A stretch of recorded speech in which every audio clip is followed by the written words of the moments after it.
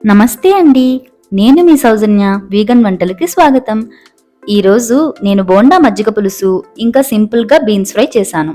మజ్జిగ పులుసు మామూలుగా మనం చేసుకునేదే. అయితే అందులో బోండాలు వేయడం వల్ల చిన్నపిల్లలు కూడా ఇష్టంగా తింటారు.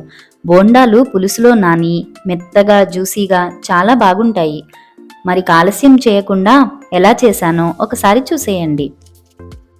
ముందుగా ఒక గిన్నె తీసుకొని అందులో 2 స్పూన్ల బియ్యం, 2 స్పూన్ల శనగపప్పు, 1 స్పూన్ ధనియాలు, 3/4 స్పూన్ జీలకర్ర వేసి కడుక్కొని కొద్దిగా నీళ్లు పొయ్యండి.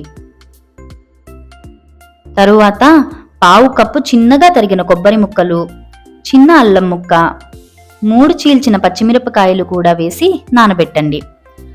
ఇప్పుడు ఒక 3 గంటల పాటు నానబెట్టిన మినపప్పుని ఒక మిక్సీ జార్లో వేసి గారెల పిండికి రుబ్బినట్టు కొద్దిగా నీళ్లు పోసి ఉప్పు కూడా వేసి గట్టిగా రుబ్బుకోండి. ఇప్పుడు దీన్ని ఫ్రిడ్జ్లో పెట్టండి. ఈలోగా మనం బీన్స్ ఫ్రై చేసుకుందాం. బీన్స్ని మీకు నచ్చినట్టు చిన్న పెద్ద ముక్కలుగా కట్ చేసుకోండి. నాకైతే ఇలా చిన్న ముక్కలుగా కట్ చేస్తే అన్నంలో కలుపుకోవడానికి బాగుంటుంది. ఇలా మొత్తం కట్ చేసుకున్నాక అందులో ఉప్పు పసుపు వేసి స్టవ్ మీద పెట్టి ఉడికించండి. ఇవి ఒక 70 to 80% ఉడికాక స్టవ్ ఆపేసి పక్కన ఉంచండి. ఇప్పుడు ఒక కడాయిలో 4 నుంచి 5 స్పూన్ల ఆయిల్ వేయండి. ఫ్రైకి ఆయిల్ ఎక్కువే పడుతుంది. తరువాత 1/2 టీ స్పూన్ జీలకర్ర, 1 స్పూన్ మినపప్పు వేసి వేయించండి. ఇవి వేగాక ఇందులో ఉడికించిన బీన్స్ ముక్కలు వేయండి. బీన్స్ ఉడికించడం వల్ల అవి తొందరగా వేగిపోతాయి. నాకు ఈజీ అనిపిస్తుంది, అందుకే అలా చేస్తాను. వీటిని ఒకసారి కలిపి మూత పెట్టండి. మధ్య మధ్యలో కలుపుతూ వేయించుకోండి. బీన్స్ ఇలా రంగు మారాక ఇందులో రుచికి సరిపడా ఉప్పు, 1/2 టీ స్పూన్ పసుపు, 1/2 టీ స్పూన్ కారం, ఒక 3 స్పూన్ల కూరపొడి వేయండి.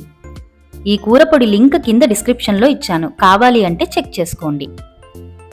ఇప్పుడు ఈ మిశ్రమాన్నంతా ఒకసారి కలిపి మూత పెట్టి మసాలా అంతా పీల్చే వరకు వేయించి స్టవ్ ఆపేయండి.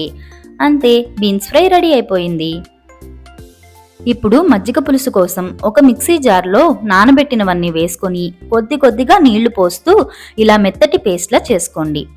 తరువాత ఒక కడాయి తీసుకొని అందులో 1/2 లీటర్ నీళ్లు పోసి రుచికి సరిపడా ఉప్పు, 1/2 టీ స్పూన్ పసుపు వేసి నీళ్లని మరిగించండి. తరువాత రుబ్బిన మసాలా పేస్ట్ని కూడా వేసి కలిపి ఉడికించండి. ఇది దగ్గర పడడానికి చాలా తక్కువ సమయం పడుతుంది, కాబట్టి దగ్గర ఉండి ఉడికించుకోండి.